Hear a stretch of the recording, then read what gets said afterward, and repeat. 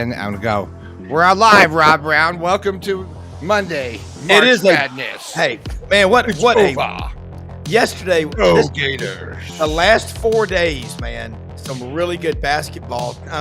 And we're talking in the pregame. It's obvious the tension mounts in the tournament. Everybody, Why? Because they're just gonna be. And it's all Florida's. Florida's got it taking this thing home.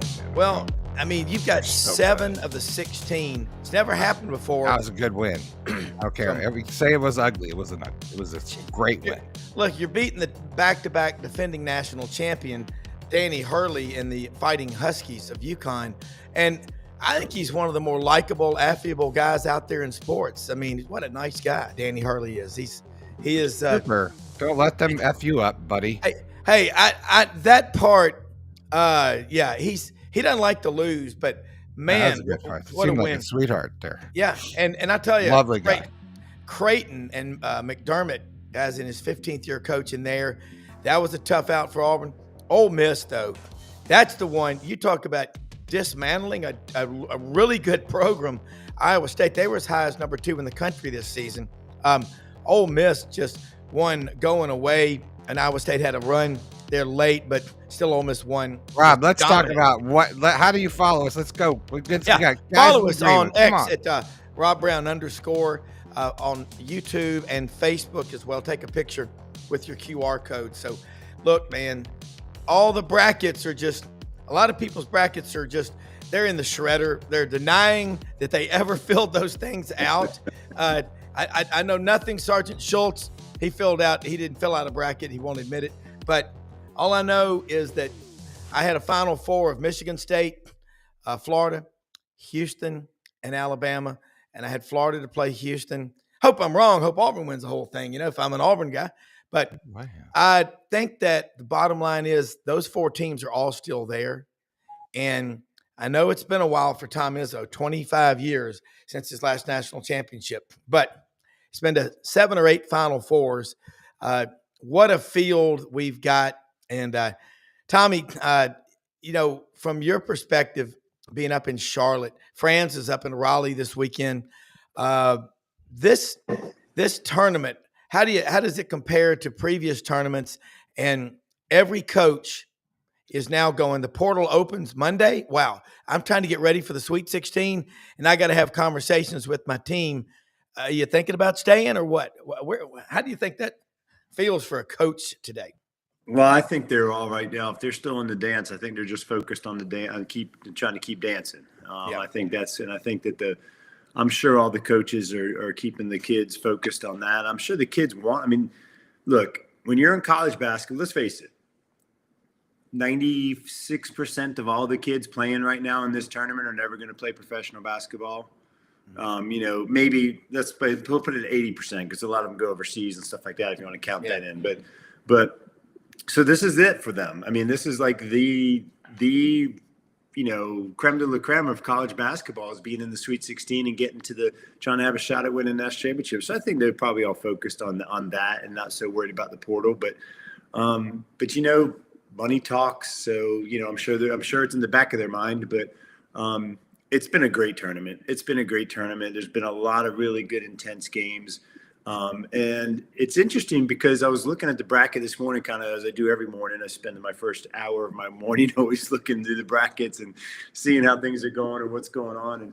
And, like you said, Rob, the 1 seeds and everybody that's supposed to be kind of moving on are moving on. And it's interesting. So I think you're going to have a unbelievable, Elite 8, Sweet 16. I mean, all because it's going to be the number 1s versus the number 2s and the number 3. It's going to be amazing. So I'm looking forward to it. Well, it is exciting, but you like to see upsets, but it was mainly single digits. I don't think the only one is Arkansas, isn't it? That's a double digit. And this is John Calipari's 15th or 16th Sweet 16. He's been here before, Franz. You were in Raleigh, Franz. You got to see it up close and personal. You and Danny Hurley go out and have a cocktail after the game. He's a nice guy. Fran's got a lot of camera time. Yeah, I've seen you on the screen constantly. I'm not surprised. He was ubiquitous yesterday. Ubiquitous. You look great, by the way. Danny Hurley is, Oh, Danny boy. yeah, I like him. Goodness, you know why I like him? He reminds me of the coaches that I grew up writing about. I mean, I grew up writing about coaches that got pissed off. Yeah. I grew up writing about coaches that stomped chairs like Lefty. And Well, Bobby Knight. Yeah. I grew up with coaches like Dean Smith asking me if he could bum a cigarette off me in private, things like that. I grew up with Al McGuire saying, John Wooden is nice. I'm obnoxious. I mean, this is, the game is supposed to be about the passion. We expect that out of the kids. We expect to see the kids fighting tooth and nail for every inch of that court, that diving for balls, etc. So why don't we expect the same thing out of our coaches? Why do we get pissed off when we see a coach Love it that has that kind of passion? And Todd Golden's the same way. You watch him on the sideline. I mean, he is a psychopath, but he knows what he's doing, and he makes good moves doing it. But I love the psychopath. I don't, God love Mike White. Mike's a good guy. He really is. But Mike would sit there on the sideline and go, Todd Golden sits there and he's going, I'm ripping my hair out. Get close to me, I'll rip yours out too. And this is what has ignited the passion in Florida basketball. I have never been on the road with Florida basketball and seen this many people there at the arena. Florida was absolutely loaded up with fans. The most I've ever seen. Florida, and I attribute that to one thing. Yes, the team is good, but the team's a reflection of the coach, and the coach is an absolute psychopath who can think. And I love it. Well, and Tommy, talking about the passion of the coaches, you got to have that. And I know people are saying, well, that's not a good example for the young men. You know what? They think they hadn't seen that before. Right. Playing AAU basketball, playing with a coach that to me, I'd rather have a coach that's passionate like that than one that's apathetic. Tommy, watching, the one seeds from the SEC, Auburn and Florida, obviously they're still alive. What did you see out of Auburn, Alabama State, and then Auburn versus Creighton, especially the second half against Creighton? That guy, Greg McDermott, in his 15th year at Creighton, you know what I'm seeing a lot of? I love this from Auburn's fans. We need to schedule, they're saying, as Auburn fans, a home and home with Creighton. You need to be playing these national brands like what Memphis has done over the years with Gonzaga. Of course, they're already out of the tournament. Franz was right about Colorado State. But, Tommy, what'd you see from the Tigers? And we're going to kind of go one by one in the SEC. We got Florida, and now Bruce Pearl, he gets a little passionate. You know what? I agree completely with Franz about the passion of coaches. I had the honor and pleasure of being a team manager for a couple of years for Coach Valvano. I mean, it doesn't get any more passionate than that, and screaming and yelling. And, wow. And, you got just all the Italian blood flowing through them at 100 miles an hour. But I tell you what, and I agree completely with Franz.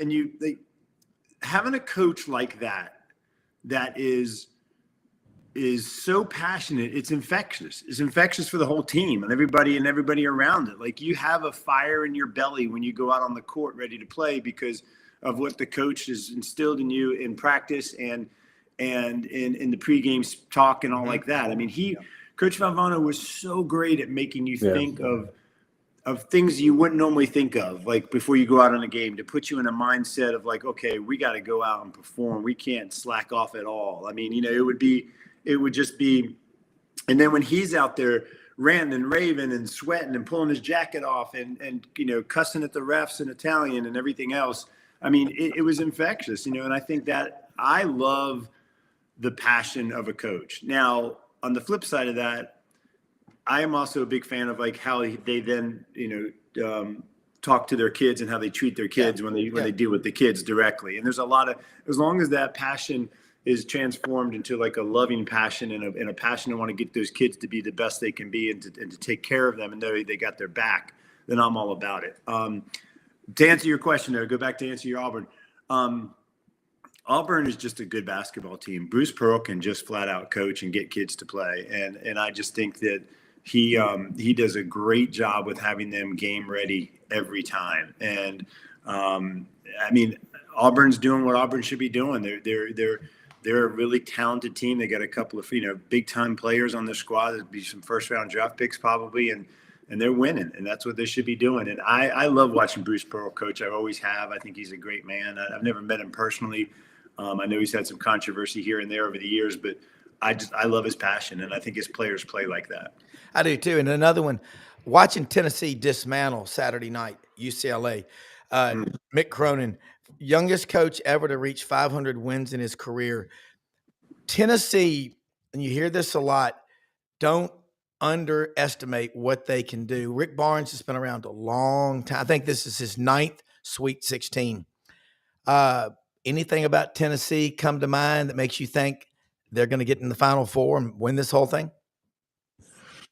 Well, I'll tell you what, I think that Tennessee, I like Tennessee in the Midwest a lot, even though I think that the winner of the Tennessee-Kentucky game will be in the Final Four. I'm not sold on Houston. Houston is, Houston's a typical Kelvin Sampson team. And like I've told you guys, ad nauseum, I was with his dad, Ned Sampson, when back in the day when Red Springs, every December, you got 10 Lumbees that are all about 5'3", and then all of a sudden, their cousins from Asheville would come, and there were 6'7", and suddenly Red Springs is a powerhouse. Yeah. Ed didn't pay those guys. No. No. Neither does Calvin. He never has paid guys. No. That's why every team he's ever coached has been on probation.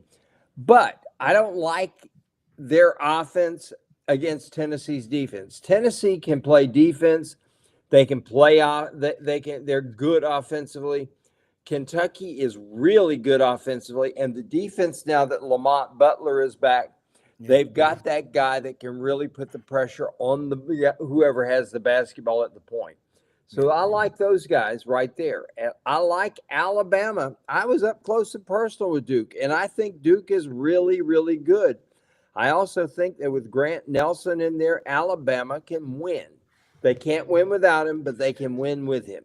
Yeah. Let me throw one in here. I saw something on SEC Network, Tommy, this morning, interviews with the Kentucky players saying, we're underdogs. A lot of us were not highly recruited. I didn't think I'd ever hear that from Kentucky basketball players. I mean, Mr. Krabs, let's get the world's smallest violin out. That's where we are in college basketball. Kane, Thomas. Yeah, I mean, it's we talk about this every time I'm on the show. It's like with the transfer portal. Heck, you don't even know how half the players are every time you go pull up a roster. You got to figure out where they're from, who they played with. And, even like watched last night, it was so crazy watching Jeremy Roach play point guard for Baylor after being at Duke for so long. You're just kind of like, you're watching it and you're like, wait a minute, what? I mean, it's just a crazy world. But look, Tennessee, Kentucky, I mean, obviously know each other being in the SEC. Yeah. I have to disagree with Franz a little bit, though. I think Duke is a juggernaut. I think Duke is just going to roll. I mean, Alabama's got some good athletes, got some good, can score the basketball. They're good defensively, but man, Duke is just loaded. And I mean, you try to, shut down Cooper, and and it's like, Cooper Flag, and then all of a sudden you got all the other guys knocking down 7 out of 8 3-pointers. You got guys doing that. I mean, they're just loaded. But Alabama doesn't play defense. It doesn't matter. Their defense is to make you run until you barf on the court. Right. Right, and you're right. And I've watched Duke a lot this year, so I know more about them than anybody else. But I've just been, Duke is relentless. Like, their defense is good, and I know Alabama runs, but Duke is always. I've always said this about Duke. Even when Coach K was there, when we used to when I was still in school, we were playing against him. He was great at coming from the time the ball got tipped up defense was in your face with hands and bumping and tagging and whatever. So the referees, I think it was almost like a psychological thing for the referees. Like they just saw hard defense from the beginning. So they didn't call a lot because it was just like aggressive, hard defense, as opposed to like playing normal defense and then trying to pick it up in the end of the game to try to get a steal. Then they start calling it. But if they just played from the tip like that, there was never that much calls. And I think Duke just constantly does that. They're just in your face from the get-go. Well, it was pretty cool to hear yesterday guys talking about John Shire 15 years ago was playing for Duke. And that I think Duke is they're obviously they're one of the top 4 seeds. We know that. But let's switch over to and it's interesting to me. UConn played Oklahoma and then they played Florida. And Oklahoma was not top half SEC. The Big East, I think they're typically one of the best conferences in America. So I'm gonna throw another one at you, Ole Miss guys. Were you surprised with what Chris Beard, and he isn't going anywhere? They've got a guard. What is he? 5'7"? Is it Monty Towell Jr.? I mean, it's amazing. That little guy he's from the Bronx. That's all I had to hear was he's from the Bronx. He's tough. He's tough. And I ain't got to worry about like Zakai Ziegler rode the subway or the train an hour and a half each way to school every day up in the Bronx, Tennessee's point guard. He's tough. Let's just go get some more guys like that. But, somebody tell me what you think Ole Miss can do, because they just dismantled Iowa State. I don't think people saw that one coming. Chris Beard made a statement yesterday, and I think he's going to recruit well off of that win. Well, here's the thing about Ole Miss is Rob, I told you from the beginning that beware of Ole Miss. Yeah, you did. And particularly in that bracket, they are a good team. I wouldn't be at all. I wouldn't be surprised that if they beat Michigan State. I know everybody's going to think Michigan State is going to beat them, but Chris Beard is a really, really good coach at figuring out where he can attack you. He's a good defensive coach, like any coach who grew up in that Bob Knight system can be. But here's what makes him very good. He has an offensive mind that figures out, okay, this is where I'm going to attack you, and I'm going to beat you there until you figure out how to stop me. And then I got a plan B. Yeah. He's a really, really good coach at figuring that out. And I wouldn't be surprised if I think Michigan State's a really good team, but I don't think they've got Ole Miss type of quickness. I don't think I think Ole Miss can get them into situations that they are uncomfortable with. Yeah. And they've got shooters. My gosh, Padula, Padula is one of these guys, he's got like Walter Clayton mentality, which is like, if I'm in the same area code, I'm open and I'm shooting. And that's what makes him dangerous. Well, Franz, you just mentioned Padula. Tommy, that's a Virginia Tech Hokie. I mean, who's transferred out. That just, the ACC can't keep losing guys like Padula. And I watched that guy play, and he's not big, but he's fearless. And so is the guy. They had, at the end of the game, did you notice Ole Miss had all their best ball handlers / free throw shooters on the court? They didn't have the bumble over there who, can't palm the ball. When you look at games at the end, honestly, there were 29.7 seconds left in the Florida UConn game. I stopped to go into Gibson's Donuts in Memphis to get my parents donuts. They love them. I go inside, get in line, come back out, and the game is still going on. And we're driving about 5 miles down Poplar Avenue in Memphis. There was still 3.2 seconds left. Tommy, remember the old commercial? How many licks does it take to get to the center of a Tootsie Roll Pop? How long can a game go? Yeah, I mean, it is crazy, and it's all, but I love it. Like my favorite parts of the game are at the end when the strategy comes into play. And like, when do you foul? Who do you foul? How do you use your timeouts? do you have fouls to give? And if you're ahead as a coach, do you still go ahead and foul to stop the clock so that breaks up their plays? Like to me, I love the game, right? But to me, the strategy at the end of those games is great. And so the longer they last, the better. For me, it's fine. It's funny. I saw something on social media the other day, and it was a joke thing. And somebody said, when your wife says, "Honey, I'll be ready in 5 minutes," that's like 5 minutes of basketball time. It's be about half an hour. That's right.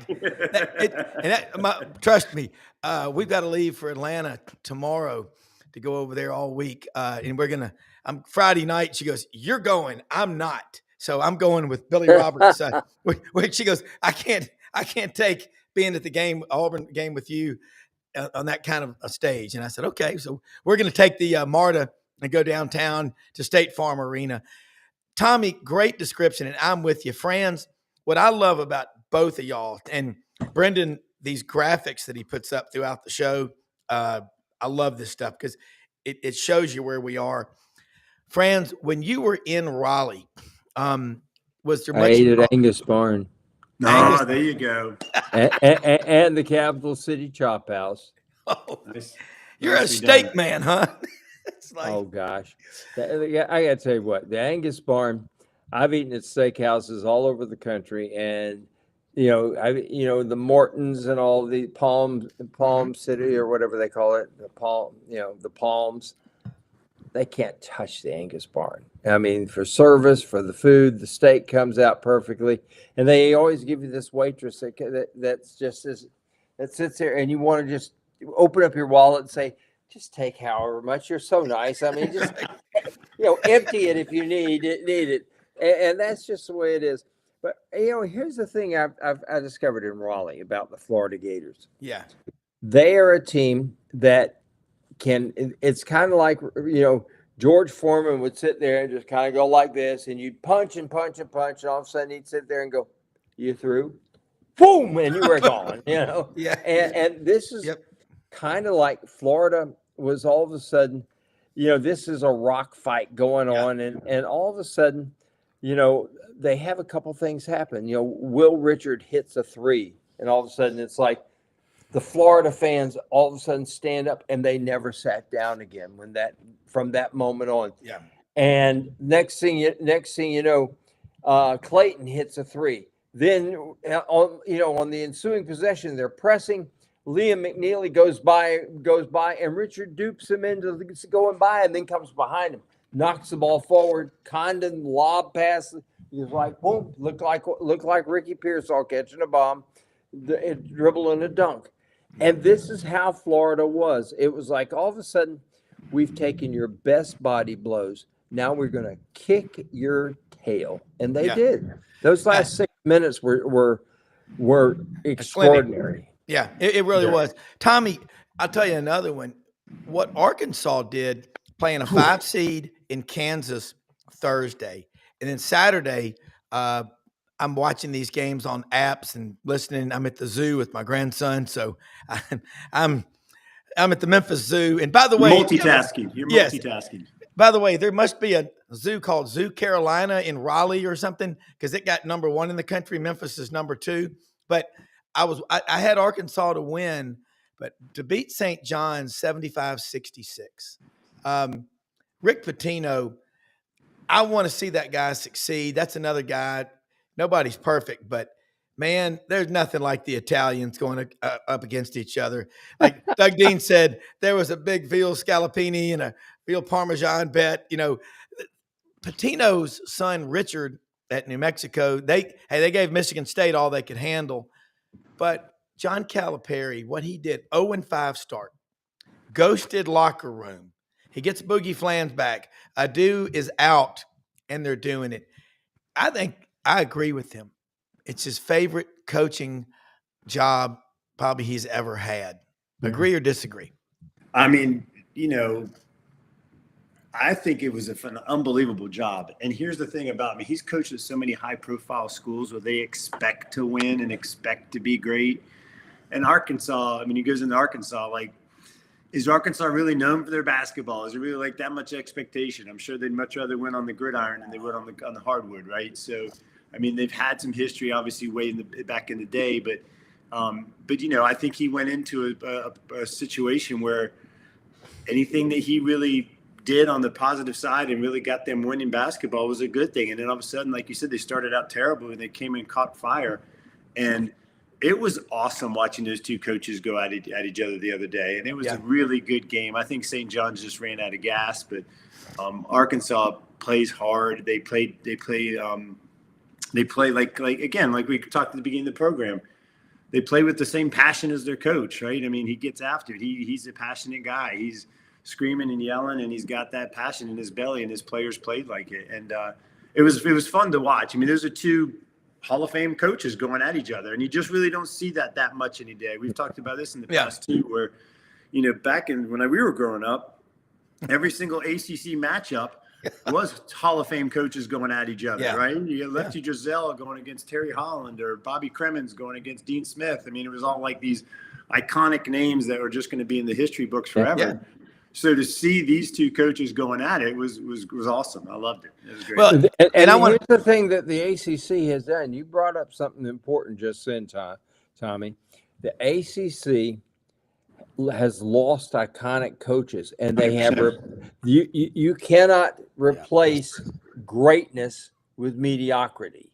Yeah. I mean, I think Kevin Keats is a nice guy. I don't think I think North Carolina State looked at this and said, we can't tolerate one good season out of 6, right. and they had to let him go. And now they get an NIL pioneer in Will Wade. I mean, people say he cheated. I say, no, he was just a pioneer for NIL. He was light years ahead of his time, and he's going to win. But you can't replace a Boeheim with a bad coach. No. You can't replace, Duke got lucky. I mean, I'm going to tell you right now, they got lucky because they got a guy with no head coaching experience who suddenly is proving that he's a good coach. Yeah. But Carolina, I mean, I love Hubert.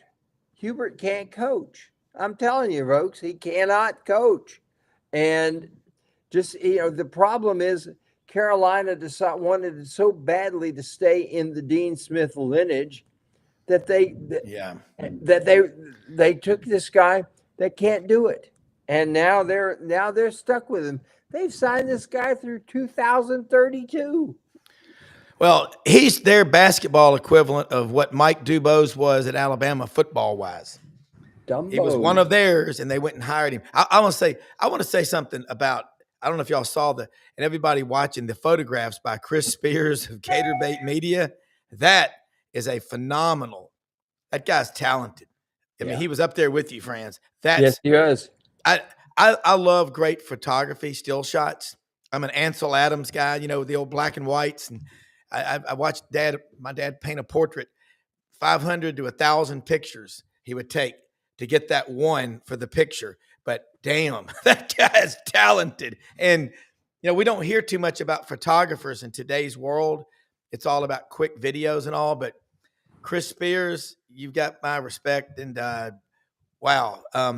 Hey, I gotta tell you something. You're talking about photography. Yeah. And me being in Raleigh. Hats off to the photographer that has this picture in the media room. It's got David Thompson ripping down a rebound. Mark Moeller's over on one side. You see Owen Brown of Maryland in there, and you see John Lucas in there. Then you got all these pictures on press row. Guess who's there?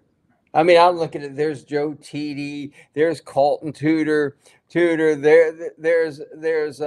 AJ Carr, there's David Lamb, there's Bill Millsap, and there with the long hair and the beard, there I am, and I'm sitting there saying, this is a talented photographer. This guy gets it, I love it. Franz, see, Tommy, we're thinking about, and what makes me sick is to look on this list of the Sweet 16 and see Maryland there. It's just not right. Cole Fieldhouse, Maryland, I think, unfortunately, a lot of people remember about Maryland was the death of Lenny Bias in June of 1986 before the draft. But, man, I think about Gary Williams, but I really think about Lefty Driesell. I don't know anyone who ever ran into him at an airport or traveling that didn't say, Coach, give me a good foot stomp. I mean, And we've lost also Jim Larinaga, Tony Yeah. Bennett at Virginia. Well, Tommy, that's all because of NIL deals and the yeah, transfer it portal. is. They're sick of it. They're sick of it. So that's Yeah. why I think the free market's going to correct this stuff. We can't go on like this forever, but we're a sanctuary show. We're going to talk about the games. I always kid around about that, but you can't help talk about that other stuff. Tommy, I want to ask you about Alabama. Franz talked about the defense. They like to get a shot off every 10 seconds in the transition. So their defense, like Franz alluded to, is to wear you down. Mark Sears, he can score 25, 30-plus points in a game. But they win 3 out of 5 when he does that. When he's in the 15 to 20 range and Grant Nelson's crashing the boards and Youngblood, they're a better team. They got to go up against Duke. You know Duke well. Franz does too.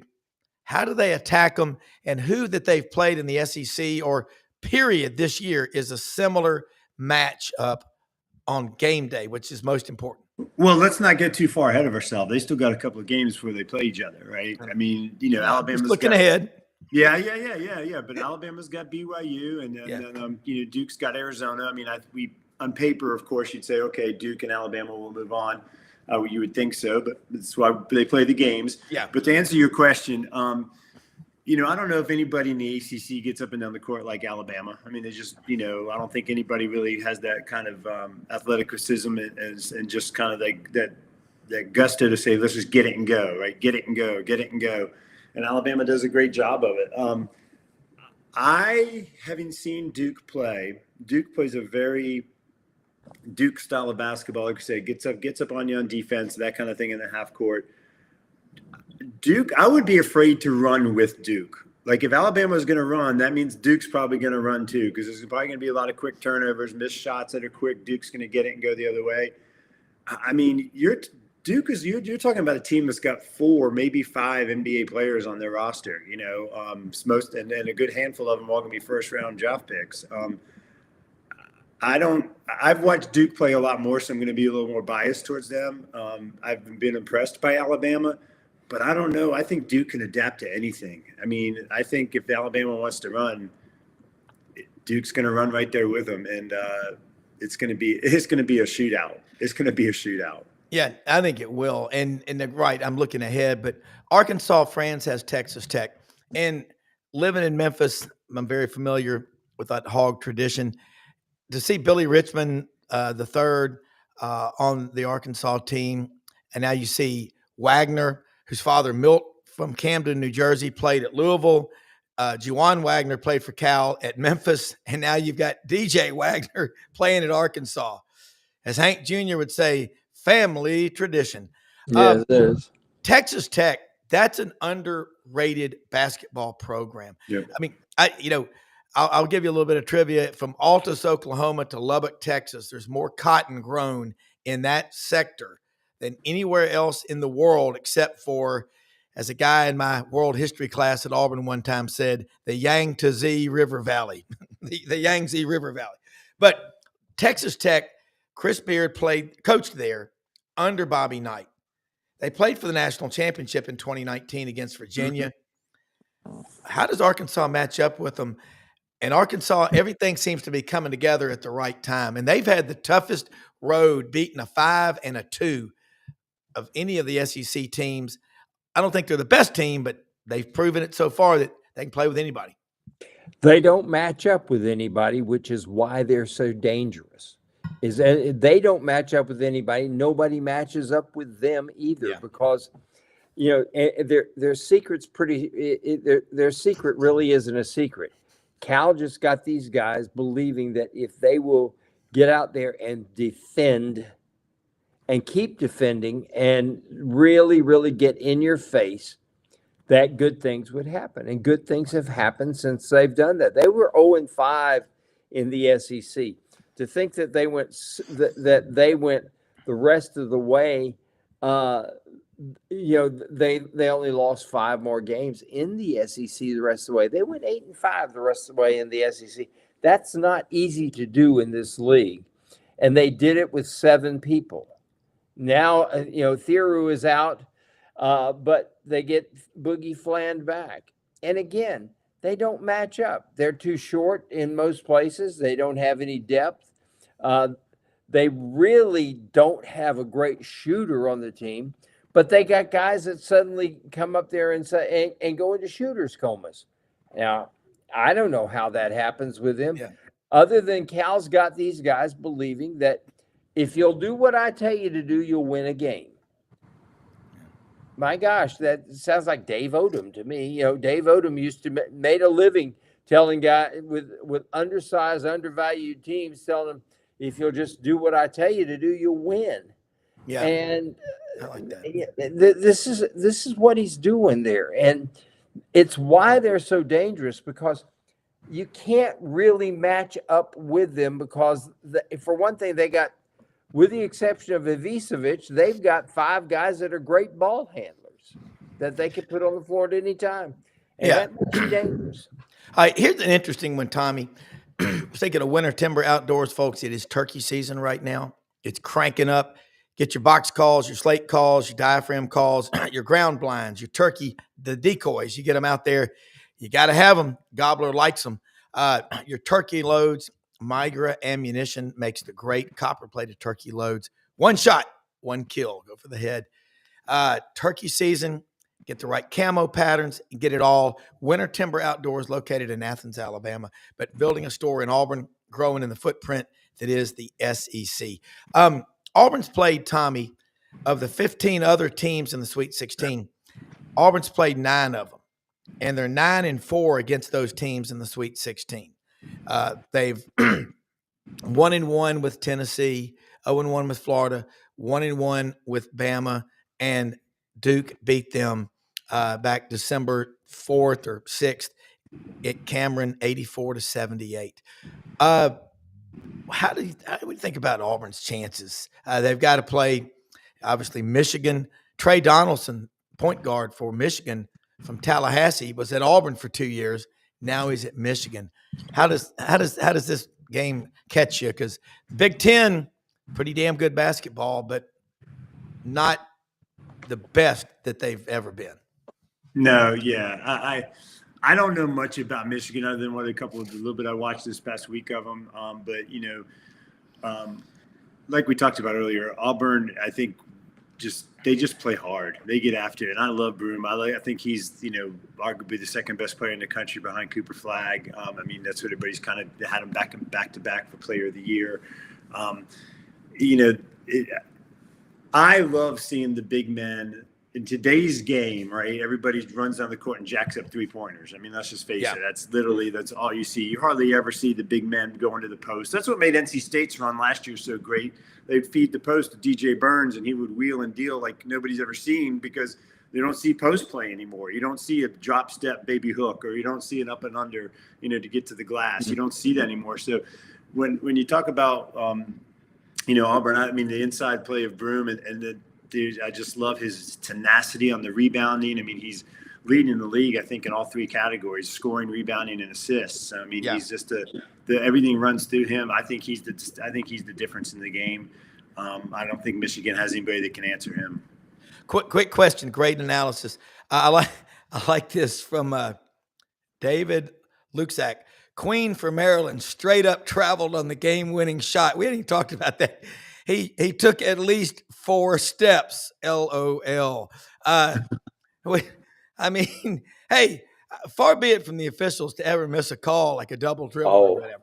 But was that Pat Adams in the game?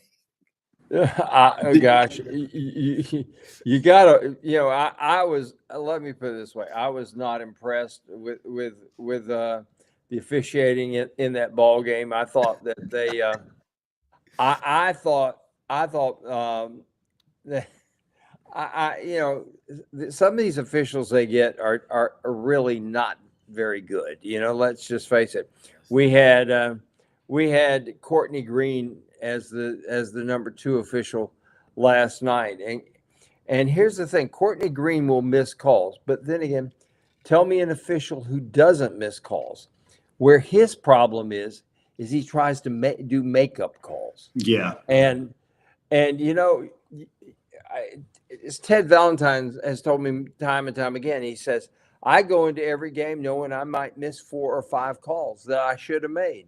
But he said, I'm not going to complicate matters by trying to make it up at the other end. He says, you just have to block out it's kind of like being a hitter in baseball. If you're thinking about your last strikeout and trying to make up for it by hitting a home run, you're probably going to strike out again.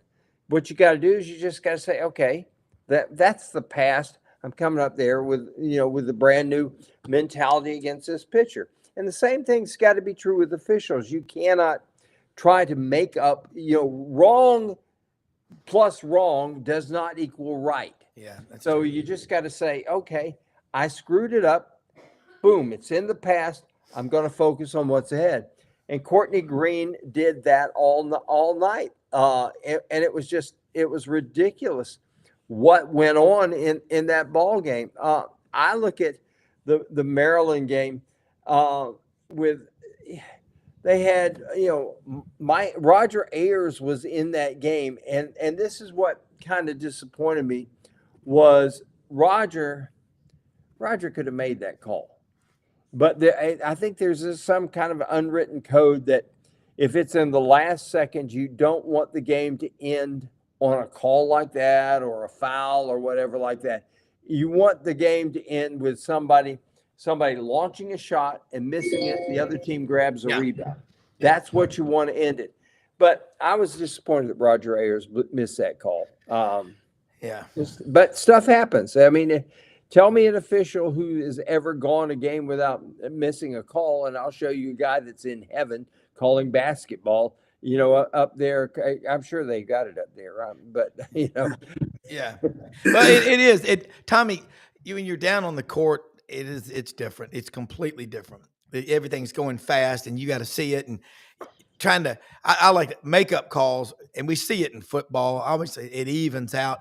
So you can't let your players buy into, okay, we can blame the officials. You got to tell them, hey, we got 40 minutes to get the job done. Let's go do it. Yeah. You just got to play through it. I mean, that's the bottom line. And because you're never going to, when's the last time you ever complained to a ref and he changed his mind? It doesn't happen. It doesn't happen. I mean, it's not going to happen. Yeah. And look, I get it. We talked about the passion earlier with coaches and the yelling at the players. And I do think like a good coach who can work the officials right and work them correctly kind of gets them thinking, okay, maybe I really did, am I blowing this or whatever, and maybe I need to make 1 or 2 up. And I'm sure subconsciously maybe it starts swaying the other way because their coach is riding them. But the players, like there's no reason to complain where you just play through it because you're never going to change their mind. And the last thing you want to do is in any way, shape, or form as a player embarrass a referee or make him look or make him feel like, that you're trying to belittle him on the court or whatever like that, because he's just going to come back and get you later with another, couple fouls because he's going to have it out for you. It's just human nature. But I don't know if it was a travel at the end of the game. It looked pretty like he's a big kid. He took some big steps. I'll give him credit. He's a freshman. That was a hell of a basketball play. It was. And it was a great shot. I mean, you just don't jumping off 1 foot, fading back, kissing it off the backboard with no time on the clock. I mean, it was a great moment. I mean, travel or no travel, whatever, but it was a great moment of the game. All right. I want to ask y'all about the style of play. And hear it that some schools are really good at beating you with different styles and adjusting. Either you adjust on the fly during the first half, or then there's the coaches that are really good at adjusting at halftime. You better hope that's not too late. But what's a 25-point lead anymore? You're watching Ole Miss yesterday in the game against Iowa State. They're up by 25 or 26. And next thing you know, Iowa State makes a 20-2 run. It reminds me a lot. Well, it's because of the 3-pointer. It reminds me, Franz, a lot of the NBA when I go to a Grizzlies game. Honestly, they don't really start until the fourth quarter. So, hopefully you don't buy too many of the $10 beers because you'll be broke. But Frank DeFord wants to describe the NBA as this. First quarter, starters warm up. Second quarter, backups warm up for 8 minutes. Last 4 minutes, starters come back in the game. Yeah. Third quarter, half the starters warm up again. Fourth quarter, reserves warm up after the starters. Last 4 minutes, all hell breaks loose, and that was his description of the NBA. And in college basketball, because of the reliance on the 3-point shot, and I don't think the game's as good as it was. Just like as much as everybody loves dunks, it was a better game without it. It really and truly was. I was there in Memphis. In St. Louis when Bill Walton goes 21 out of 22. I remember it like yesterday. Never dunked the basketball. Yeah. Absolutely. David Thompson, all those alley-oops. And I was there. In 1974, I was there for every single one of them. And guess what? It was a better game. No 3-point shot. If they'd had a 3-point shot, Monty Tao would have held the record up at UVA when he hit 10 shots in a row. And he comes up there and comes down the court. And Norm Sloan says, if you miss one, you're coming out. Monty launches immediately, and this is from about 35 feet. It hits the backboard, hits the rim, does a victory lap, and then pops out. And Monty just runs over to the bench. The game's still going on, and sits down. And Norm has to call timeout because of that. It was just a more fun game to watch then. But here's the thing that the 3-point shot has done is it's taken a team with inferior talent that if you get guys into a shooter's coma, you can press and get a few turnovers, you can make up a lot of ground in a hurry. Yeah. But it's not as good a game, the same. Well, it's like if you don't have a lot of size and great athletes, you can run the wishbone. The service academies do that. They have great athletes, but you can't be 6'6", 320. And it's in the military. It's fit into a jet airplane cockpit with that. We all remember Chad Jennings, the defensive tackle, who was 6'6", 275 for Air Force. He was a pilot, I believe, briefly. But, Tommy, what Franz is saying, everything when you watch basketball, it's Groundhog Day. It's kick it in, kick it out. And then you better get those rebounds out on the perimeter. That guy Padilla for Ole Miss, he's got like 8 siblings. And he goes, that's why I'm so competitive. You talk to any of my Catholic friends with 5 and 6 and 7 kids in the family, you had to be a competitor to eat. That's right. You were not late, I could promise you. But again, the 3-pointer came in I think 86. And when we watch women's basketball, that is a pure form of the game. It's obviously, I don't know if we've played below the rim. Played below the rim. We have had 1 or 2 women can dunk it, but it is fun to watch women's basketball for that very reason. And a purist doesn't mean that you are not advancing with the times. It's that you just appreciate the effort. And I love what you said about the coaches cussing each other in Italian, because I live in Memphis. I got a lot of my Italian friends. There's just nothing like that passion. I can't imagine how fun it would have been to be around Jim Valvano, but I also get the impression that he worked your ass off in everything that you did, because his legacy 42 years later, it's still, when you can't watch March Madness without invoking memories and images of that. There's just David Housel from Auburn running around trying to catch him for the post-game interviews, and he's hugging and kissing looking for somebody to hug. You can't make that stuff up. It's indelibly ingrained, imprinted in our feeble little brains, isn't it? Well, Rob, indulge Tommy and me, and let us both tell a V story, because we both have one. That's a good one. He was in Bucknell. He was the coach at Bucknell. They used to come down. He was there for about 3 years, and they would come down through Savannah, and he would stop and then play Armstrong State, go down to Florida, play a couple of games, and then come back up and play Savannah State on the flip-flop. Well, he comes in there to Savannah, he walks into the newsroom and says, I'm Jim Valvano. I'm the coach at Bucknell, and who's going to the Pirates house with me? Of course, we all raised our hands, and we said, Coach, the Pirates house is a tourist trap, he says. But then let's get trapped. I'm a tourist.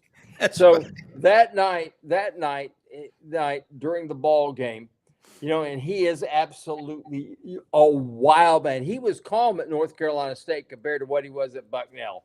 I mean, at Bucknell, he is a combination of Lefty Drizel, Al McGuire, and Norm Sloan, and any other insane coach you've ever seen.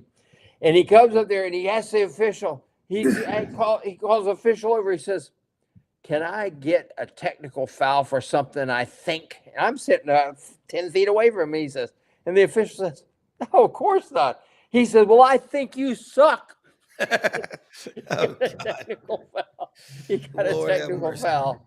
Yeah, that was the story I was going to tell. He pulled the same thing in NC State one time. He was just berating a referee up and down the court, and the ref teed him up and said, "Jim, if I hear one more word out of you, I'm going to tee you up again. You're going to be thrown out of here." And Coach V was like, he said, "Well, fine. Well, can I think what I want to think?" He goes, "You think whatever you want." He said, "I think you blank and suck." And then, teed him up.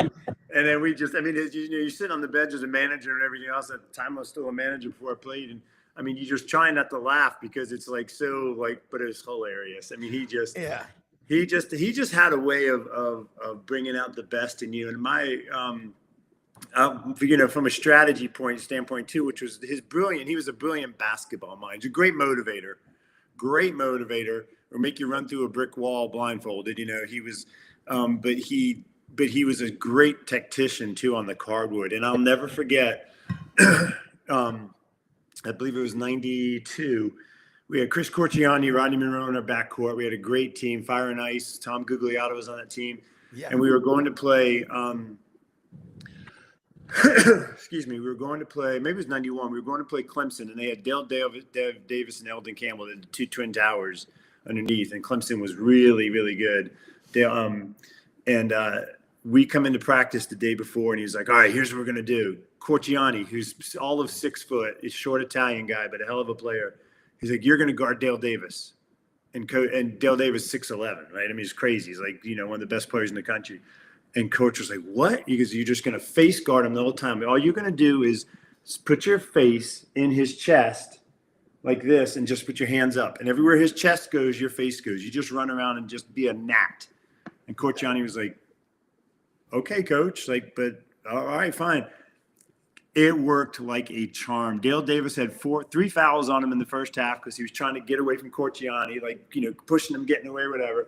And he ended up fouling out of the game, and we won the game. It was just it was the most. And there's pictures of it somewhere you can find it. But Corciani's 6'1", Dale Davis 6'11", and Corciani's got his face in his chest like this the whole game. And it just was a tactic. Everybody was like, "Whoa, I've never seen anything like that," but it worked. And it was just the way his mind thought, Yeah. Well, I think what's cool is, and I was listening to some of the memories of that Villanova and Georgetown game in 1985, the shooting percentages Villanova had, and just it was 55, 54 or something like that.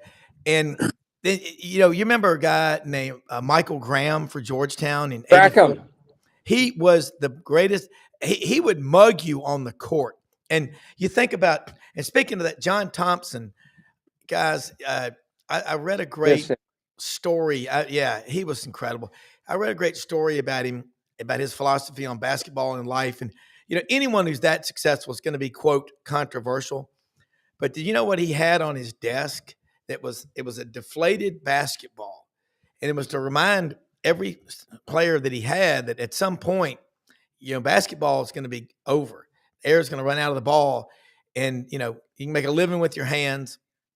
You can make millions with your mind. So get your education. So, we're not, I don't know how many of the coaches today, I tell you what, I love hearing Calipari wax eloquently in the post-game press conferences because he's funny. And I used to see him a lot at Regents Morgan Keegan because Jimmy Sexton was his agent. So he'd be in and out of the building all the time. And Scottie Pippen, Horace Grant, remember them that played for the Bulls and all. It was pretty cool.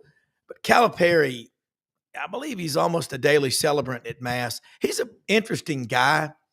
He stayed at Kentucky too long, but man, I can tell you, Arkansas people, I think it's John Tyson that put a couple of million in there.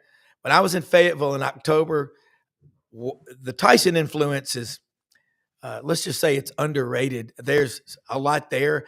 It's going to be fun to watch. I'm going to ask you all this. I know you got to go, Tommy.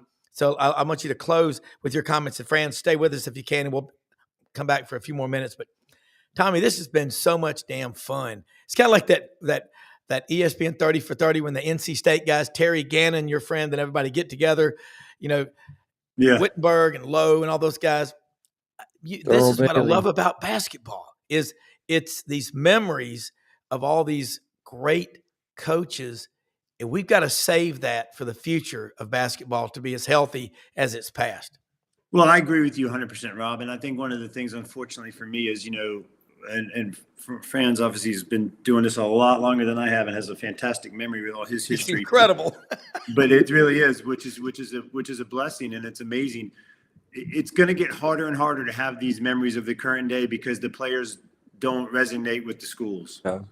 You know what I mean? Like, you talk loyalty. About, you just said Thurl Bailey, Derek Wittenberg, Sidney Lowe, Terry Gannon. Like, you can remember those four guys because they were all iconic with NC State and played there had great runs, had a great, history. Granted, they did one of the greatest, runs through the tournament of all time. But we won't have the same memories going forward because of the players in the transfer portal, and there's no allegiance to the schools, and so you're not going to be like, who was that guy that hit the shot for Maryland in 2005? What was his name?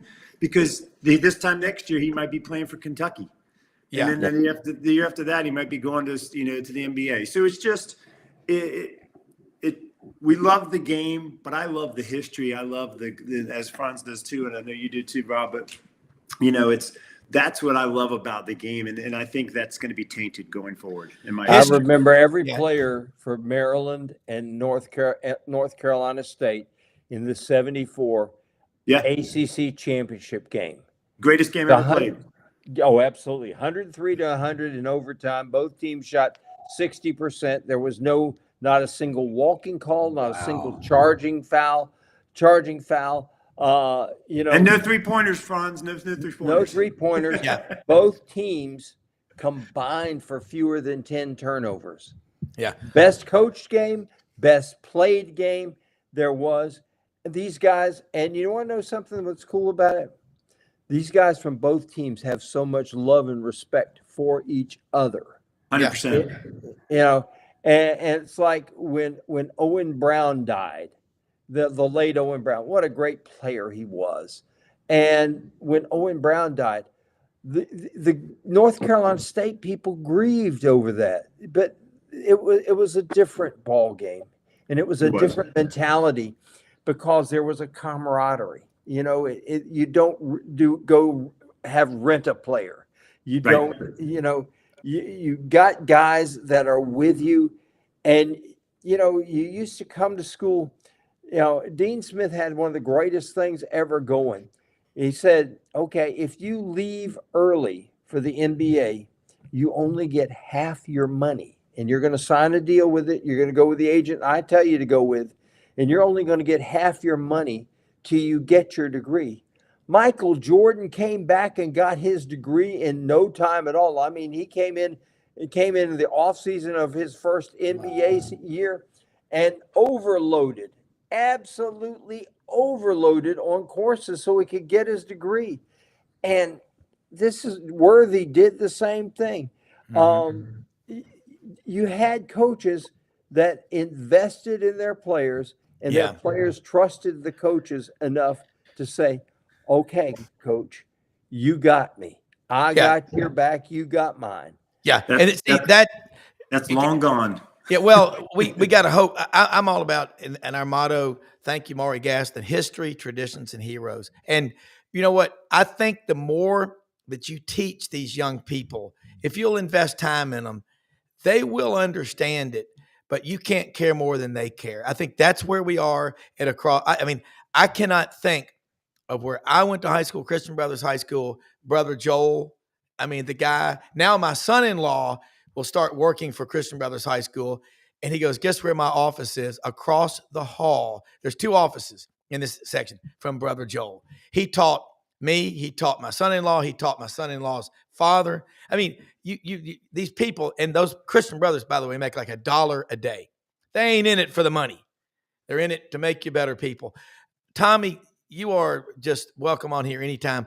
I was the dumbest thing I did was thinking, we're so heavy SEC, but SEC and ACC, you can't talk about family without talking about your cousins. And y'all are our first cousins in the ACC, but you are phenomenal having you on here. What a treat. We're going to do it again next week if you'll come back and join us. But anytime. Let them know how they can follow basketball. You. I don't care what conference you're in or whatever. I just love good basketball. I love seeing. It's like good food.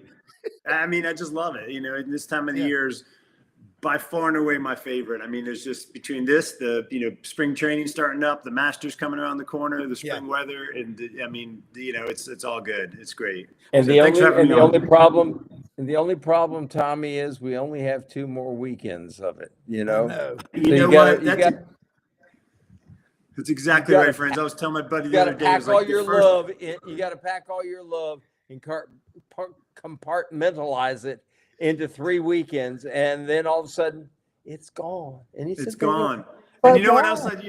Not to sound like, but like you go through these first couple of weekends, and it's like game after game after game after game for 3 or 4 games going on at the same time. It's like you're switching channels. It's the greatest thing ever. And all of a sudden you come down and you whittle it down. You're like, you got 2 games on Saturday, you got 2 games on Sunday, and that's it. And you're like, I need more basketball. Well, and it's so much. I think what it is basketball is so personal because it's not as big, and you're just intimately right there on top of the players and the coaches and all, and you see a lot of things you can't see in a football game. Tommy, let people know how they can follow you. You also have a great production company where you do a lot of great documentary work. And Tommy's been an actor in a few movies. He's been the reporter asking a lot of questions. But thanks again, and we'll do it again next week. He gets that. I got a face made for radio. Well, you got a brain and a memory made for the Smithsonian. I can tell you that much. Right. All your memories. Yeah, it's awesome. Thank you guys for having me on. But you can follow me on. I'm on Instagram at TommyKane_talent, and then I have my production company's Pack 30 Productions, based out of Charlotte. We do everything from corporate videos to commercials to documentary work to work a lot of still trying to do some work with the ACC network, things like that. So got a lot of stuff going on. But thanks for having me on, Rob. Get James Bates. Get James Bates on and go in and do a documentary of him with his artwork. I don't know if you're familiar with his artwork, but James Bates, All-American linebacker at Florida, and one of the goofiest human beings that God has ever put on this planet. And when I mean goofy, if you don't believe that, go onto YouTube and look up Luther Ogle from who is supposedly a Tennessee fan, and he put on his wife's dungaree shorts, blue jean shorts that are short shorts. He put them on and wears them when he's doing Luther. God. Tommy, be careful. And next week, tell us about Will Wade's press conference. Take care. All right, guys. See you, man. You bet. Let me say something real quick about a couple of our sponsors. LandersFordMemphis.com, located at Poplar and Houston Levy, right on the edge, Memphis, Collierville. They're open every day of the week except Sunday, 7 a.m. to 7 p.m. And when you're going to buy a new car, or truck, or SUV, it's nerve-wracking. Ask for Brad Bellamy, the general manager. That's where you start at Landers. They're great people to work with. They'll help you out, work with you on the credit, on your payments. And it's all about, we talk about matchups on this show. It's all about the matchup on the day of the sale. A lot of people tell you Monday's the best day of the week to buy a new car. Get out there to Landers today. They are the number one Ford dealership in the Mid-South for a lot of reasons. More than anything else, it's the people and the way they treat their customers. LandersFordMemphis.com. Proud to have them as a sponsor. And they're right down the street from Hewlett and Dunn Boot and Clothing Company on the historic square. Get out there now. It's changing from winter to spring. They got a 50% off sale with Duck Camp, Filson, Barber.